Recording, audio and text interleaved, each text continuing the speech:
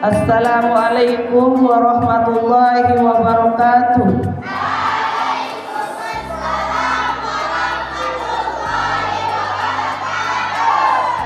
Alhamdulillahirabbil alamin wassalatu wassalamu ala asrofil anbiya'i wal mursalin sayyidina Muhammadin wa ala alihi wa sahbihi ajma'in, amma ba'du. Yang sama-sama kita hormati wakil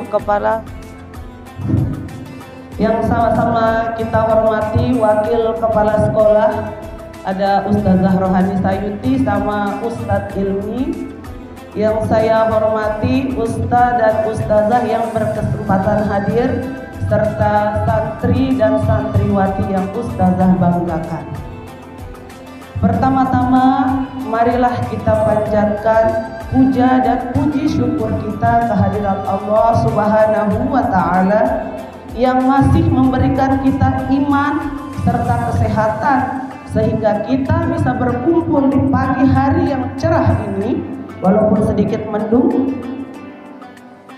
Oke, yang kedua, tak lupa pula kita haturkan sholawat serta salam kepada baginda Nabi besar kita Muhammad sallallahu alaihi wasallam.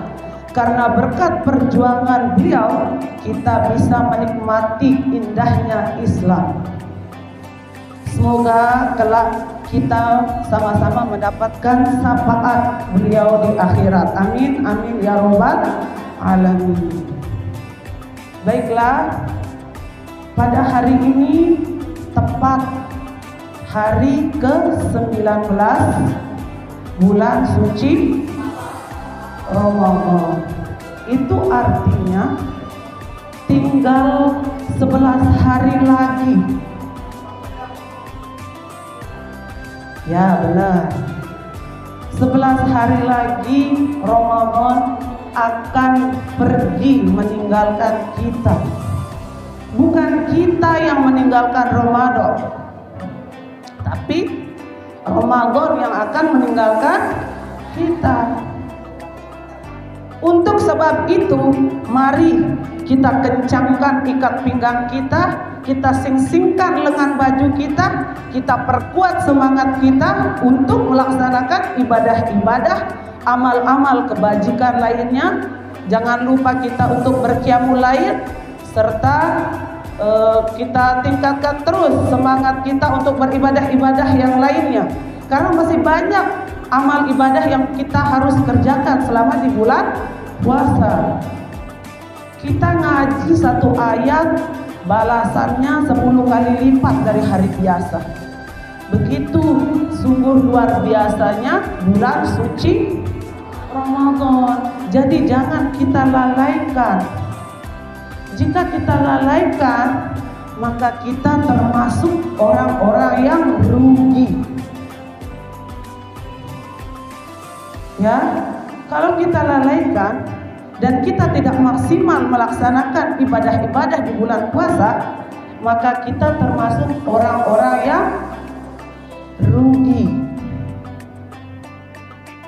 Jadi tema pagi ini atau judul kuntum pagi ini adalah kerugian orang-orang yang tidak mendapatkan ampunan di bulan suci Ramadan. Khusranu man laysa lahu ghufran syahfi syahri Ramadan. Jadi hadis ini, kerugian daripada hadis ini Ustazah kutip di kajian subuh yang disampaikan oleh Tuan Guru Haji Mujibur Rahman. Maaf Ustazah catat biar nggak salah. Bunyinya seperti ini: Man adraka Ramadan falam yughfaru lahu fa'abadahu Allahu faqul amin faqala amin. Yang artinya, barang siapa yang bertemu dengan bulan suci Ramadan lalu ia tidak mendapatkan ampunan dari Allah Subhanahu wa Ta'ala, maka semoga Allah tidak mengampuni dan tidak memberikan orang itu rahmatnya. Kalian tahu Ini doa daripada malaikat Jibril. Malaikat Jibril yang berdoa, mendoakan orang-orang yang tidak mendapatkan ampunan dan tidak mendapatkan rahmat di bulan suci Ramadan. Lalu malaikat Jibril setelah berdoa menyuruh Nabi Muhammad untuk mengaminkan doanya. Bayangkan, Nabi Muhammad itu siapa? Kekasih Allah. Beliau mengaminkan doa malaikat Jibril tentang orang-orang yang tidak mendapatkan ampunan selama bulan suci Ramadan. Lalu Nabi Muhammad mengaminkan.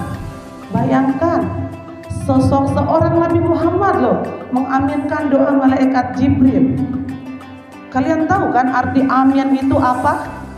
Bukan Sayyidul Amin ya. Amin, ketika kalian berdoa, kalian minta persetujuan dari Allah agar dikabulkan. Apalagi seorang Nabi Muhammad yang mengaminkan. Coba bayangkan. Jadi itu ya, maka kita sebagai umat Nabi Muhammad yang katanya, semoga bukan katanya, yang katanya selalu ingin mengikuti sunnah-sunnah beliau, maka kita ikuti, kita jalankan sesuai kemampuan kita masing-masing. Jadi orang-orang yang rugi, yang tidak mendapatkan ampunan dan rahmat dari Allah, itu siapa saja? Yang pertama, mereka yang tidak berpuasa. Yang kedua, mereka yang tidak berqiyamul lail. Yang ketiga, mereka yang tidak melakukan amal-amal kebajikan, bahkan mereka melakukan hal-hal yang tidak pantas, yang melanggar aturan agama. Mereka kelihatan saja berpuasa di siang hari, tapi kita tidak tahu. Mungkin ada yang diam-diam membatalkan, sengaja membatalkan puasanya. Yang tahu hanya kalian dan Allah. Iya kan? Bisa saja tampilan kalian di siang hari, saya berpuasa, saya menahan diri dari tidak makan, dari tidak minum, dari tidak pacaran. Tapi nggak ada yang tahu kalau kalian itu membatalkan puasa diam-diam. Itu sengaja, apalagi saat wudhu. Perhatikan ini, saat wudhu sengaja lama-lama kumur-kumur. Biar kumur-kumurnya 3 kali 4 kali, tapi yang ketelan berapa? Ayo ngaku. Jadi itu ya, mereka yang tidak berpuasa mengaku dirinya berpuasa. Yang kedua, tidak berqiyamul lail. Sudah tidak berqiyamul lail, mengganggu orang yang berqiyamul lail. Contohnya, orang sedang qiyamul lail, kalian main petasan. Orang sedang berqiyamul lail, kalian asik karaokean sampai pagi, sampai sahur. Iya, banyak seperti itu. Orang berqiyamul lail, ibadah, mengerjakan hal-hal yang baik, justru orang-orang yang rugi ini tidak melakukan qiyamul lail, bahkan mengganggu orang yang beribadah di malam hari. Sengaja perbesar suara soundnya, sengaja karaoke biar didengar sama tetangga-tetangganya. Kalian tahu kisah Nabi Yusuf? Tahu? Allah uji Nabi Yakub dan Nabi Yusuf berpisah selama kurang lebih 30 tahun. Itu lantaran apa? Lantaran ada tetangganya, tetangga Nabi Yakub kelaparan. Nabi Yakub sedang asik membakar daging. Asap dari dagingnya itu sampai ke rumah tetangganya yang sedang kelaparan. Padahal Nabi Yakub nggak tahu loh tetangganya itu sedang kelaparan. Allah uji dengan berpisah dengan anak tercintanya Nabi Yusuf alaihissalam selama kurang lebih 30 tahun. Apalagi kalau kita terang-terangan sengaja menyakiti hati orang, terang-terangan sengaja. Bayangkan seorang Nabi Yakub, utusan Allah, tidak sengaja membakar daging, asapnya tercium sampai ke rumah tetangganya. Lalu Nabi Yakub tidak tahu tetangganya sedang kelaparan. Karena hal kecil itu Allah uji. Apalagi seperti kita, manusia biasa yang banyak dosa, yang banyak khilafnya. Lantas kita sengaja menyakiti orang. Mungkin sekarang kalian tidak akan diberikan ujian. Mungkin selanjutnya pasti itu. Itu yang kedua. Yang ketiga, orang-orang yang tidak melakukan amal-amal kebajikan, amal-amal baik selama bulan puasa. Banyak hal-hal yang kita harus lakukan selama bulan puasa. Tadi udah Ustazah kasih tahu, setiap kerjaan atau setiap perbuatan yang kita lakukan kebaikan selama bulan Ramadan itu akan dilipat gandakan pahalanya oleh Allah Subhanahu wa ta'ala. Jadi mari yang 3 tadi jangan sampai ada di diri kita. Jangan sampai kita termasuk orang-orang yang merugi dan tidak mendapatkan rahmat dari Allah Subhanahu wa ta'ala. Maka dari itu berpuasalah kita di siang hari, berqiyamul lailah di malam hari, serta melaksanakan amal-amal kebajikan lainnya. Lalu kita jauhkan diri kita dari segala bentuk maksiat, baik itu secara lisan maupun perbuatan. Sudah jelas di dalam hadis Nabi, kalian sering dengar, man shoma ramadhana imanan wahtisaban. Man shoma ramadhana imanan wahtisaban ma taqaddamu min dzambi. Barang siapa yang berpuasa dengan iman dan ikhlas, maka akan diampuni segala dosa-dosanya. Padahal tidak berat loh. Halo, bisa diulangi tak? 3 orang yang rugi tadi. Yang pertama siapa? Orang yang tidak berpuasa. Yang kedua, orang yang tidak melaksanakan qiyamul lail tapi mengganggu orang yang berqiyamul lail. Yang ketiga, tidak melakukan amal-amal kebajikan tapi melanggar aturan-aturan agama. Jadi mari kita hindari 3 hal tersebut agar kita terhindar dari yang namanya kerugian dan mendapatkan rahmat dari Allah.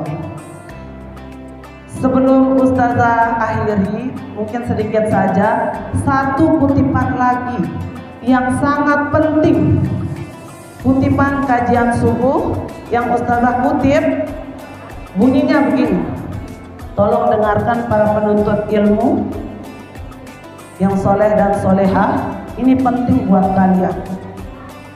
Jadi kutipan ini Ustazah ambil dari kajian Tuan Guru Haji Mujibur Rahman yang isinya seperti ini. Ada sebuah ungkapan, orang yang sempurna ilmunya tidak akan kosong dari 4 waktu.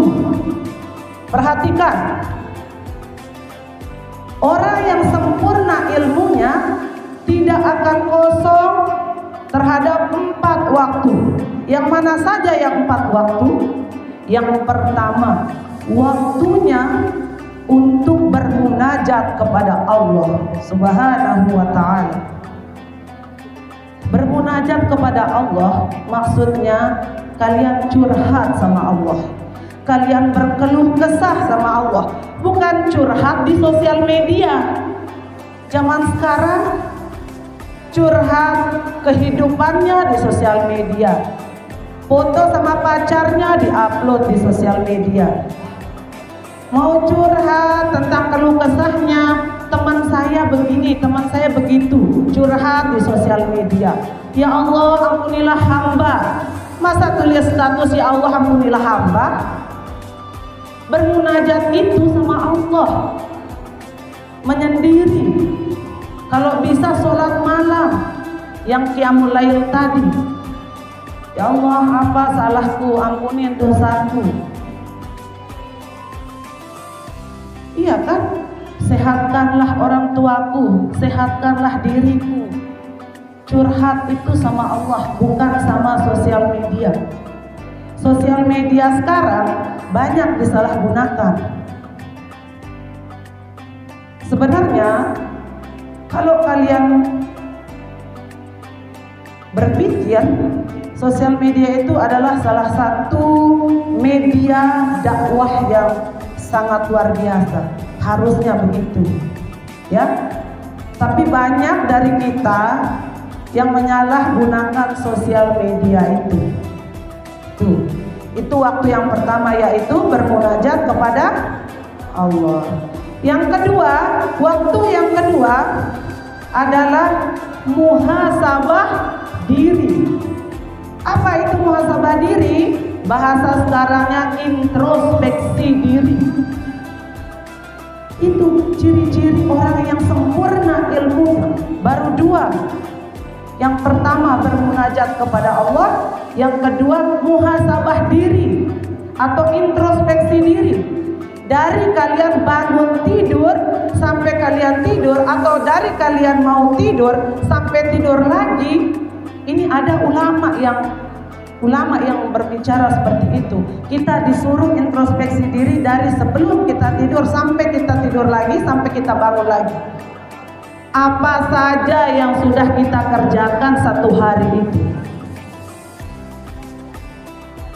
Apa saja yang sudah kita kerjakan? Apa saja yang sudah kita lakukan?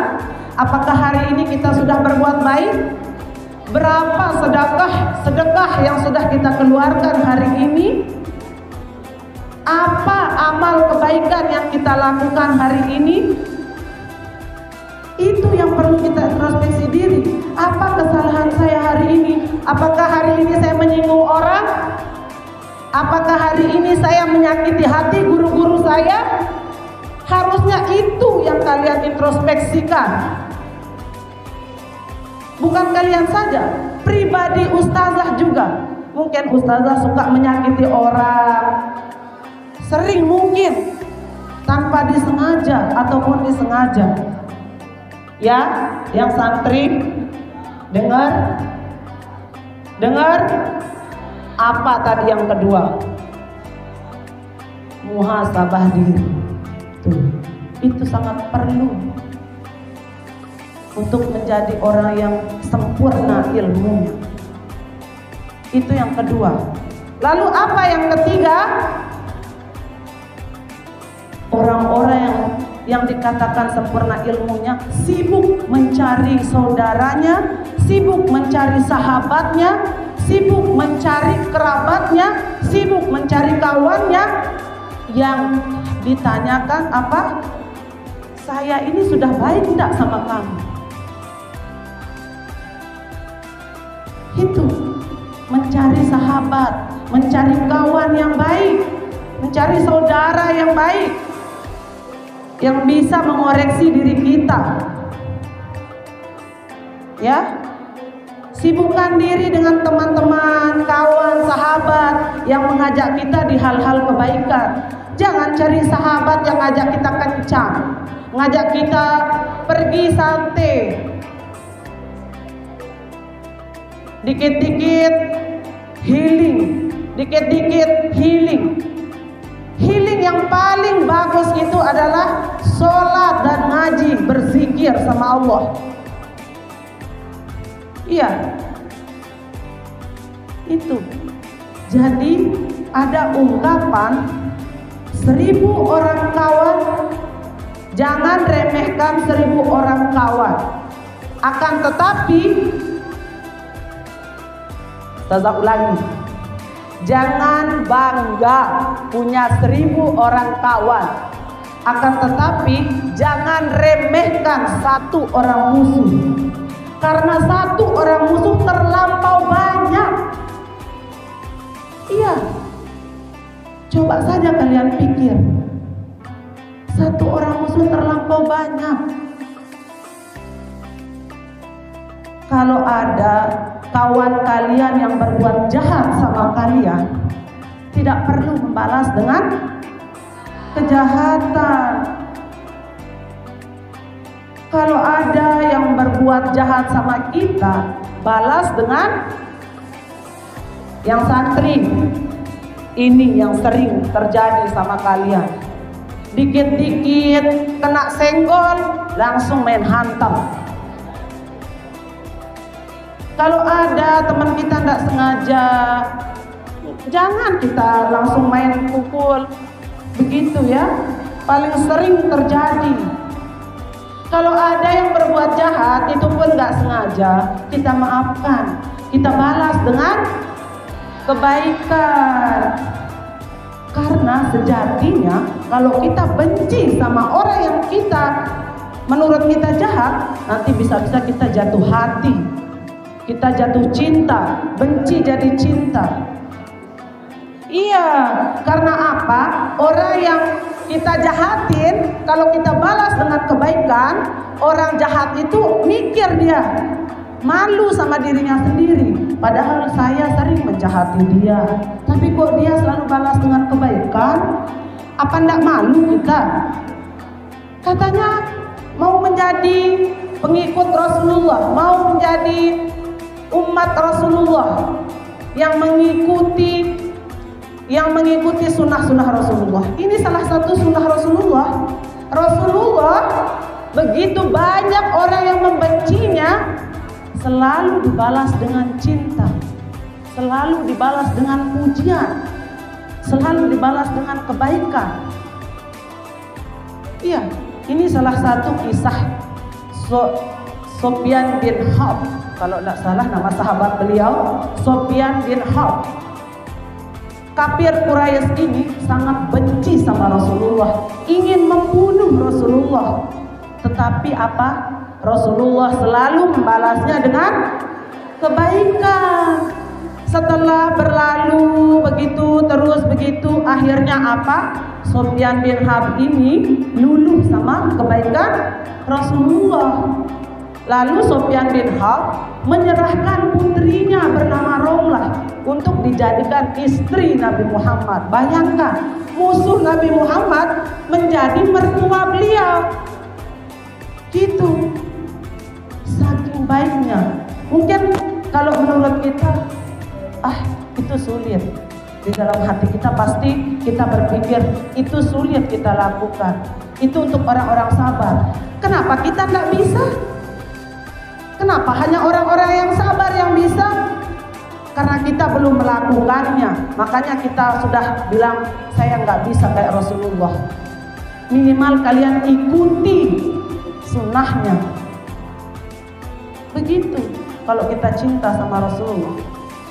Itu waktu yang ketiga.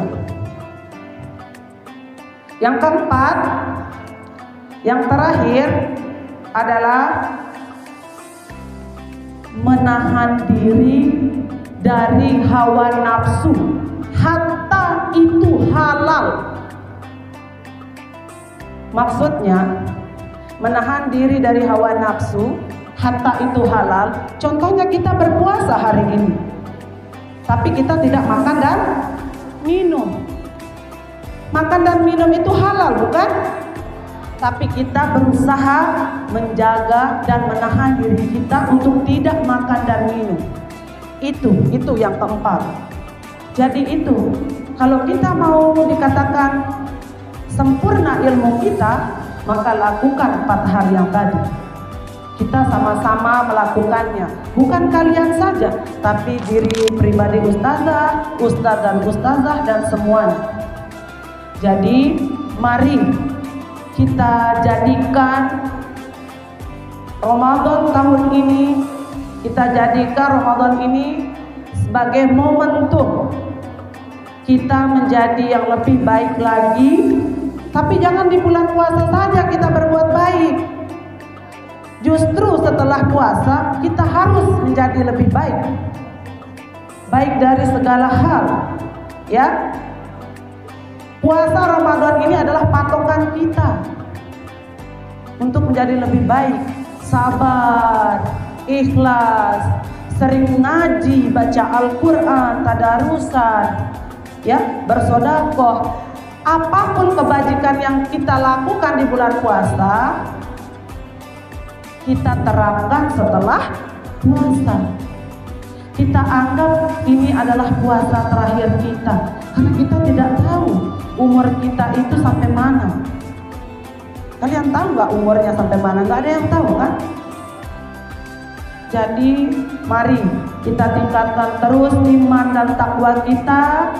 Kita perkuat silaturahmi kita.